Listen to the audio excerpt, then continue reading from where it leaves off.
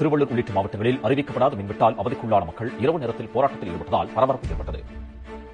தமிழ்நாட்டின் பல்வேறு பகுதிகளில் அறிவிக்கப்படாத மின்வெட்டு தொடர்கிறது. இந்நிலையில் சென்னையின் பல்வேறு இடங்களில் இரண்டாவது நாளாக இரவு நேரத்தில் மின்வெட்டு ஏற்பட்டதால் ஆத்திரமடைந்த மக்கள் போராட்டத்தில் ஈடுபட்டனர்.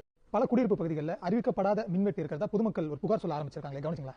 இப்ப நீங்க சொல்ற இந்த குறைபாடுகளுக்கு காரணம் கடந்த அதிமுக ஆட்சியில் 9 மாத காலம், அதாவது 2020 செப்டம்பர் மாசத்திலிருந்து பராமரிப்பு பணிகள் மேற்கொள்ளப்படவில்லை.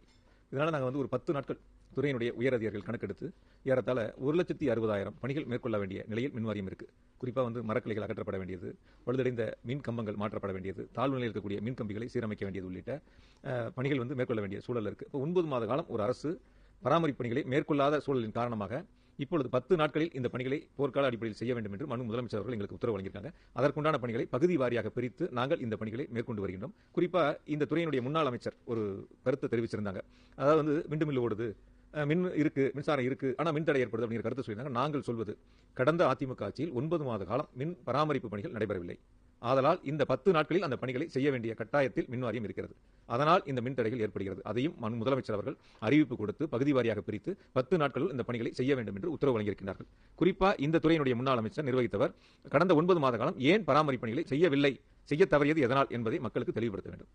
மின்தடை ஏற்படுகின்றது, 9 மாத காலமாக பராமரிப்பு பணி மேற்கொள்ளவில்லை என்று சொல்கின்றார்கள். மே 2ஆம் தேதி வரை அது பராமரிப்பு பணி இல்லாமல் இருந்தால் மே 2ஆம் தேதி வரை எப்படி மின்தடை இல்லாமல் இருந்திருக்கும்?